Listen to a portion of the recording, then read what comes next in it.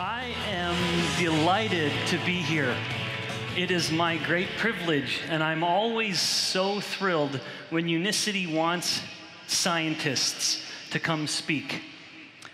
And that really is reflective of how much Unicity cares about what you know about health. Well, as I've spoken about before, every time you've ever heard me speak, I always speak about the body and metabolism and metabolic health, because that's my forte. As a scientist, that's what I study. Every day, I think about how the body can be healthier with metabolic function. And so today I'm going to talk about how the body uses energy. And within all of our bodies, there are countless, millions of chemical reactions happening all the time. The sum, or the combination of all of these reactions is what we call metabolism. And of course, if these reactions are more active, then your metabolic rate is higher. If there are fewer reactions, then the metabolic rate is lower. But suffice it to say, whatever's happening in the body needs energy to get this stuff done, whatever the body needs to do. In order to get that energy, we eat. And we have three main parts of our diet. These main parts are called the three macronutrients. And feel free to take notes in case I give you a test at the end. So these three macronutrients, you've seen them before: carbohydrates, proteins, and fats. These are the main parts of our diet. Now, to be fair, only two of these are really used as fuel: carbohydrate and fat. Protein, on the other hand, is really more of a building block. We're made of protein. It's what's giving our body the structure that it needs to work, to move. So, I don't want to talk more about protein at the moment. We're going to talk more about that this afternoon. And because I only want to talk about fuel for the body, let's put protein to the side for now and focus on carbohydrate and fat, the two sources of energy that our body uses all the time. Whether we use fat or carbohydrate for fuel in our bodies depends on the hormone insulin. And insulin is a small little hormone that flows through our blood, and it determines what energy the body is using. And so, how does the food we eat affect insulin? If insulin determines what kind of energy we use, well, we want to know what happens to insulin levels when we eat. When someone eats pure carbohydrate, this could be something like bread or cereal or rice, we have a substantial increase in insulin, where insulin can climb 10 times higher than normal, and it can stay elevated for up to 4 hours.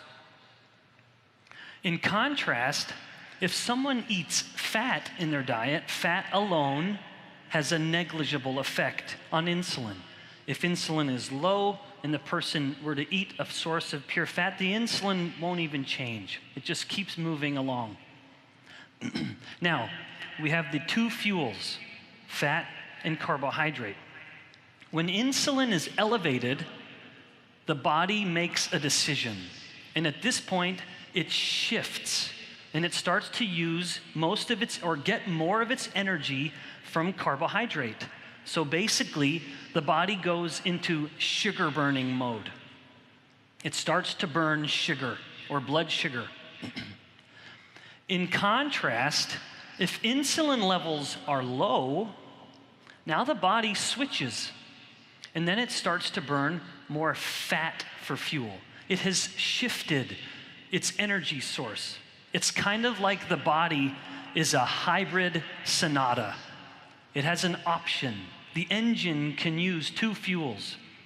And so in this case, again, if insulin is low, it shifts our metabolic engines to use fat for fuel, and less carbohydrate or less blood sugar. Now, within the body, again, to really bring this together, elevated insulin means carbohydrate burning or sugar burning. And if we're burning more sugar, that means we're burning less fat. And if we aren't burning fat, then the amount of fat that we have on our bodies goes up. Because insulin won't let us burn fat for fuel if it's elevated.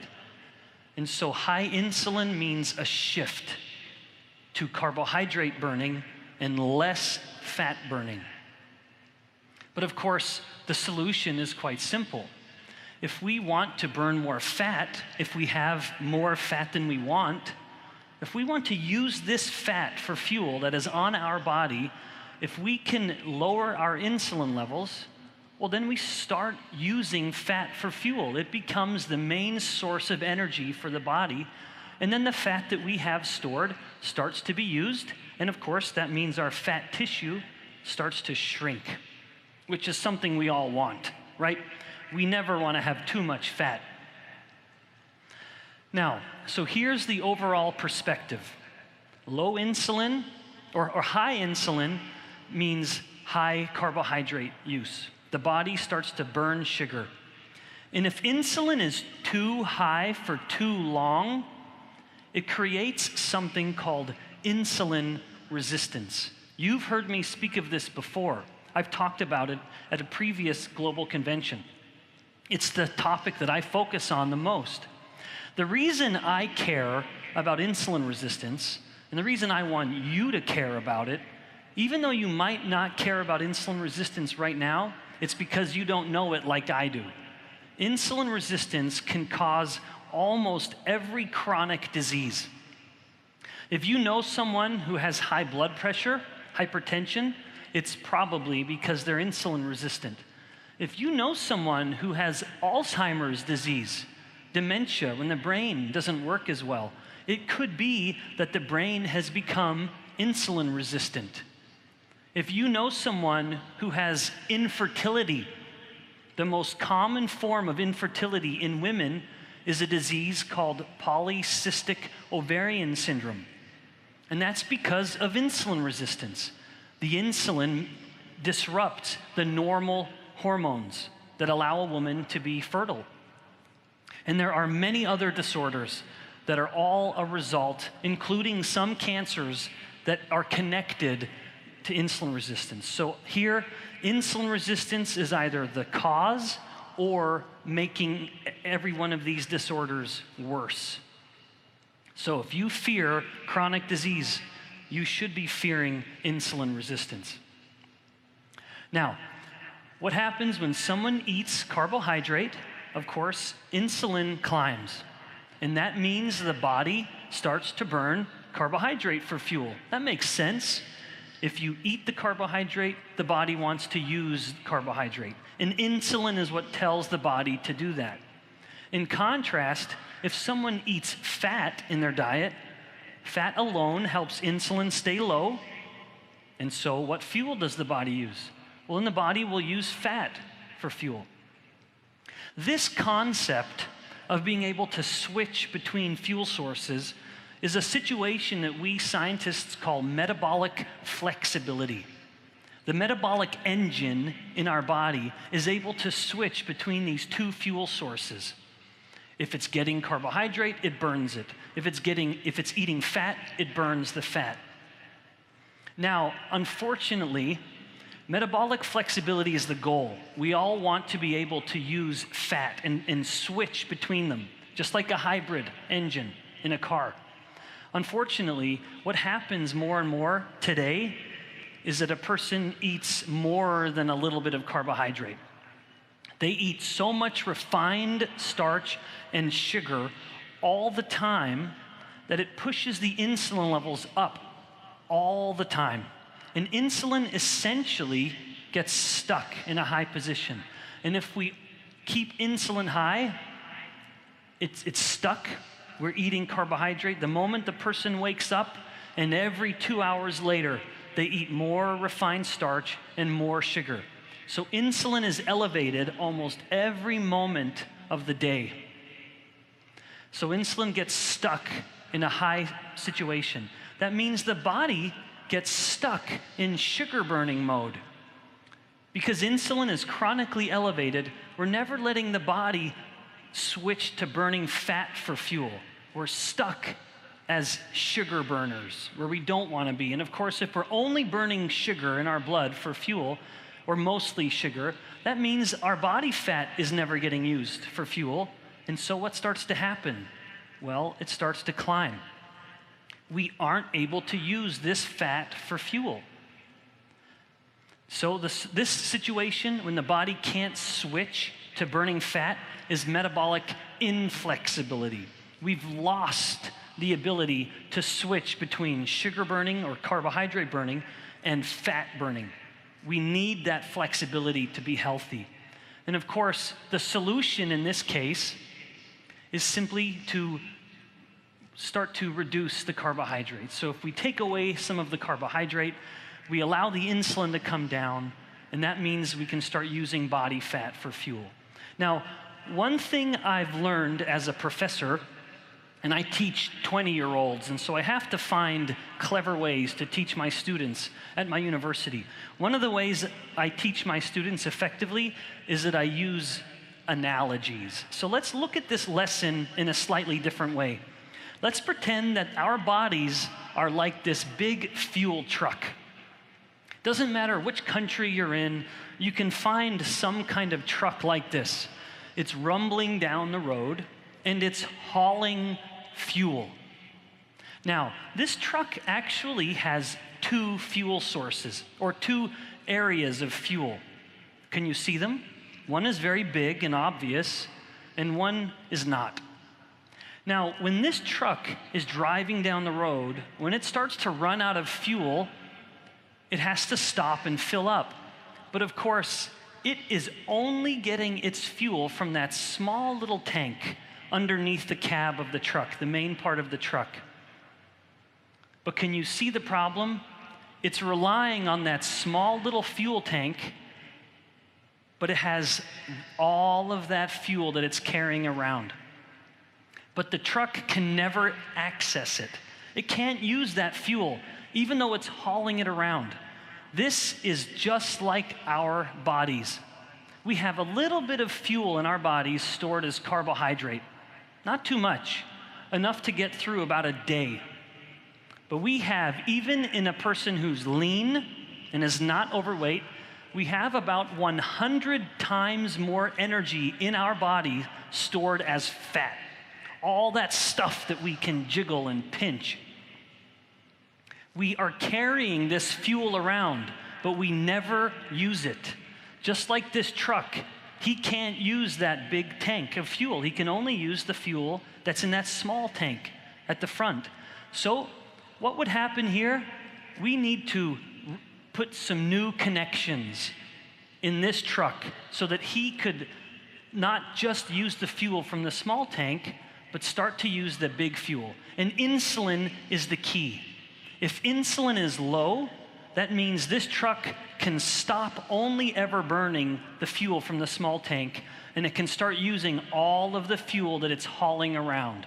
This is just like our bodies. Lower insulin means we can use the big source of fuel. Now, like I'd said a moment ago, as a professor, I like to show this in different ways. I want to teach you this concept, this lesson, in one different way. And to do this, let's watch a video. The human body is an amazing and complicated system that requires energy to function. The food we eat provides this energy for us to go about our daily activities. Our food is made up of 3 primary macronutrients: protein, carbohydrate, and fat. Our bodies are designed to use both carbohydrate and fat for energy. We call this ability to switch between these macronutrients metabolic flexibility. This ability has elegantly served us throughout history, in times of surplus when food was plentiful, and in times of famine when food was scarce. However, today, because of the way we eat, most of us find ourselves perpetually in surplus. We've become better at storing energy than using energy. This reality has changed the way our bodies function, leading to an astronomical increase in poor metabolic health around the world.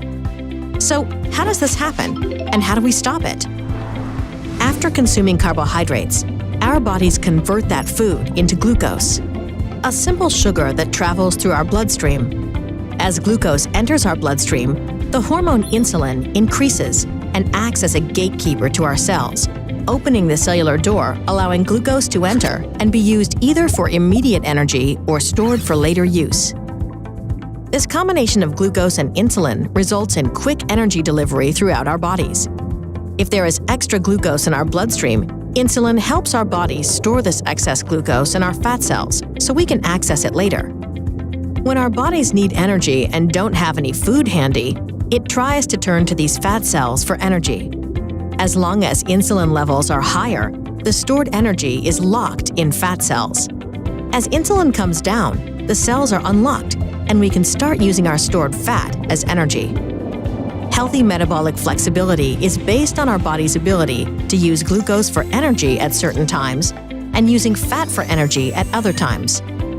When we have increased levels of insulin more often than not, we prevent switching from glucose burning to fat burning. This is where our natural metabolic flexibility breaks down. Our bodies need constant fuel. After all the glucose in our bloodstream has been distributed and the energy from stored fat is not easily accessible because of the presence of insulin, we begin to feel sluggish, hungry, and start craving more food. So we eat again, and if the food is high in carbohydrates, more insulin is released, restarting the cycle of energy consumption and storage all over again. Our bodies remain constantly saturated in insulin. Insulin takes a toll on our bodies. We age faster and can begin to develop insulin resistance, which can lead to metabolic disorder and weight gain. So, how do we stop this cycle and return to our natural state of burning both carbohydrate and stored fat? Unicity has studied and created products to help us achieve better metabolic health. By following a few simple principles, we can better activate the ability to access the extra fat we carry around and use it for energy and to improve our overall metabolic health. The Unicity principles include prioritize protein, fuel with fat, and control carbohydrates. Protein is critical in building and maintaining healthy muscle and bone, and most people don't get enough. Often, hunger and cravings sabotage the most well-intentioned health plans. Fat also has no insulin response and digests more slowly than carbohydrate, helping us feel fuller longer. By limiting carbohydrate consumption and focusing on less refined carbohydrates, we allow insulin levels to fall, which enables metabolic flexibility, allowing our bodies to access fat stores to provide the energy required to function. In addition to following these principles, our bodies need time to allow insulin levels to recede. Unicity recommends a form of intermittent fasting we refer to as 4-4-12. By waiting 4 to 6 hours between breakfast and lunch and dinner, and waiting 12 to 16 hours between dinner and breakfast with no snacking in between, we can give our bodies the time needed to get into what we call the fat-burning zone. The fat-burning zone, or FBZ, is the time when insulin is low and our bodies use stored fat, not glucose, as energy. People report a number of benefits from maximizing their time in the fat-burning zone, including reduced cravings for unhealthy foods, improved focus and concentration, more mental and physical energy, improved skin appearance, in addition to healthy weight and body composition. Unicity has created several products that reinforce and support these principles, making it easier than ever to activate optimal health. So now you know, our bodies are amazing and complex metabolic machines, and now that we are equipped with the right activating principles, we can be on our way to returning to a healthier, metabolically flexible state. I hope you enjoyed that video. I just think it is spectacular. It conveys all of these ideas in a lovely, accurate way. Now, let me introduce one new concept in this talk, and I hope that you're still taking notes. Stay off your phones. Pay attention. If the body has low insulin for a prolonged period of time, that means it's really burning high levels of fat. You know that by now. Low insulin means high fat burning. Now, within the body, something very interesting starts to happen when it's been burning a lot of fat for a long time. The body starts to make these small little things in the blood called ketones. And this is from all of the fat burning. So when the liver, in particular, is burning a lot of fat, it starts to turn some of this into these small little pieces of fat that we call ketones. Now, ketones, in and of themselves, are very beneficial molecules. When someone's eating a diet that follows those 3 nutritional principles, they can expect to have some ketones being produced. And ketones have been found to benefit numerous aspects of the body.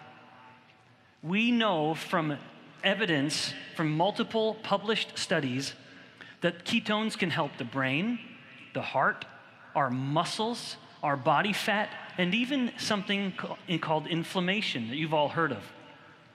In the brain, there are studies in humans with Alzheimer's disease that when the brain is fed some ketones, the brain starts to work better.